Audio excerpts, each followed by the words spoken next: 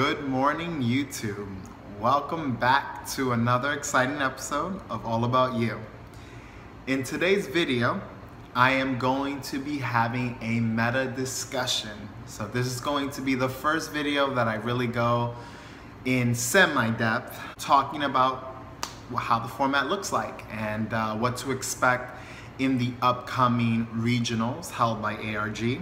Only a few days away from Richmond, Virginia. So that's gonna be pretty interesting to see how the format continually shapes and forms for upcoming sets.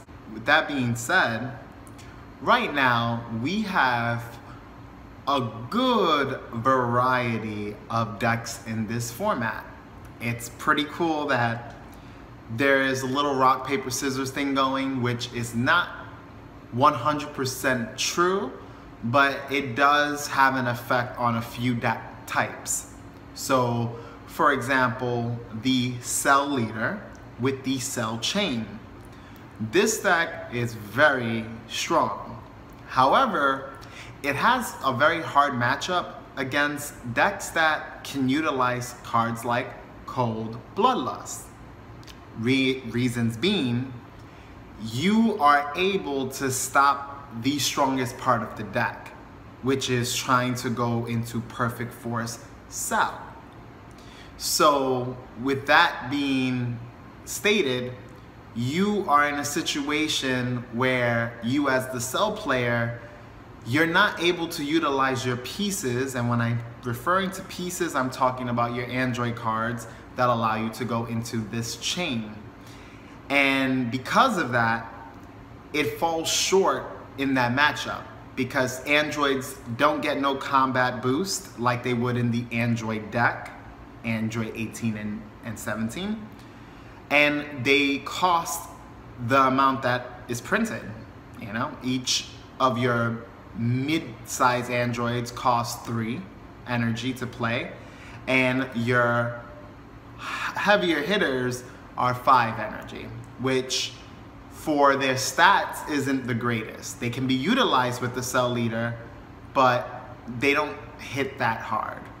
But in the Android deck, they're monsters. So that is one of the decks that is very strong and formidable. It does very well against leaders like Vegeta, others like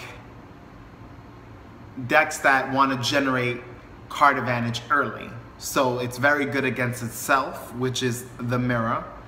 And it's also very good against androids because androids kind of have a bad matchup where they can't establish board because of the Cell Leader.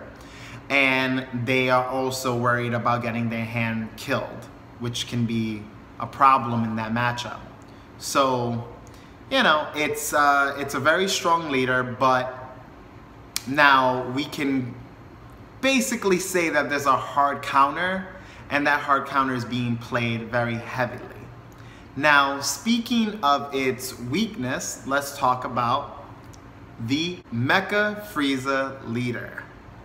He is amazing, okay guys? With his ability to awaken at any moment, it becomes a very terrifying matchup when you gotta deal with a leader that's awakened on turn unos. So if they ever get their objections, Monakas, Frieza's Call, all these other cards to self-awaken, you pretty much are gonna be fighting a downhill battle, and if you don't have a way to awaken quickly, the game could be sealed up immediately because they're still able to continually use their leader's effect once it's already awakened, which is very powerful. Now that deck has a weird matchup, and the weird matchup is simply Rush. Any deck like Vegeta, especially Vegeta, Vegeta's a very good matchup against that leader because you can crit and hurt their resources while putting pressure. And once they're awakened, the Vegeta leader, most builds like the blue-red, have an extremely aggressive start off. start off to finish, it's very aggressive. And games can be sealed as early as turn 2 to 3. So if a Frieza leader isn't careful, they can end up losing the game very quickly because of the design of the deck. The deck primarily runs anywhere from 16 to 24 extra cards. And usually players find a nice soft spot around 20. But that's still a lot of extra cards. It guarantees awakening early for the most part in majority of your games, but it also can hurt you against matchups that don't care if you're awakened or not, such as Vegeta and such as Trunks. Trunks is another very aggressive deck, and it's conservative at the same time. You're allowed to combo, hit numbers, and still keep and remain the same hand size, which is very crucial to a lot of matchups where you don't have to worry about being awakened so much. Of course, in the mid to late game, you want to be awakened, but early on, you can definitely stay unawakened and still do some damage while filtering through your deck. So Mecha Frieza just has a hard matchup against decks that can rush, but it's very strong against control decks, which decks like Cell, extremely control savvy. It has board control and it has hand control. But Mecha Frieza, since it has Cold Bloodlust, it has access to basically a way to shut down Cell. And the Cell leader is still formidable, but without the Cell chain, it's not as strong. Now, let's move on to Vegeta-sama. Vegeta. He is extremely strong, like I said, against Mecha Frieza, which is definitely one of the most seen leaders in these upcoming tournaments. You will see this at Richmond, Virginia, and you will see it from tournaments to come because it's an amazing leader. There's rarely any downside to it other than that you got to be careful with your card choices, because your card choices could lead you to getting stuck and potentially open for a lot of damage early on and mid and late game. So you just got to be careful on the amount of copies of cards you run and just be selective on what you want to play because it can hurt you. Now, Vegeta, he is phenomenal. For one, he's a self-awakening leader, meaning he don't need any extra cards in the deck. He doesn't require results of training. He doesn't require TN as the Cell leader, which, referring back to the Cell leader is amazing, but it has a few flaws. One of the major flaws is that it cannot self-awaken. It relies on cards like TN and results of training if you want to go through the heavier blue route. And unfortunately, it doesn't work out that hot because it's not as good as a leader that's just born with the power to awaken. Every turn you take a card to your hand from your life and you basically set up like Vegeta and Genya and also the draft Goku. So that leader has a disadvantage, but Vegeta, he is very powerful because of that ability. And not only he has that strength, but he also has a +1, -1 effect for your opponent. You literally take a card from your life and go +1 into hand. Then when you attack, your opponent has to answer by either chucking a card from hand, chucking a card from board, or taking the damage. And if they take the damage, they go -1 because that card does not go back to their hand because of critical.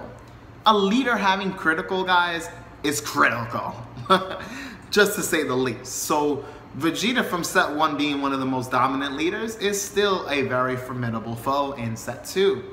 It isn't all hail Prince Vegeta like it was in set 1, which I made a video talking about how the powers have shifted, but he's still in there. He definitely is in the top 3 leaders, without a doubt. However, because of this little rock, paper, scissors matchup, which if you have watched Kitchen Table Meta or any other few channels that may have done some content, they have touched up on that topic.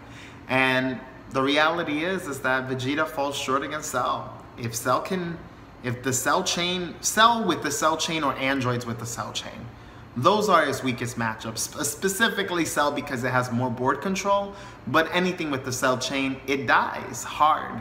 It's very hard for it to fight through, which is kind of odd how in this previous tournament, a Vegeta leader won, which is understandable, but fortunate for the Vegeta player. He more than likely had a lot of good matchups. Matchups matter in this format. You can literally go against your worst matchup, and even if your skill gap is higher than the person you're playing against, it could be rough and you may end up losing your game.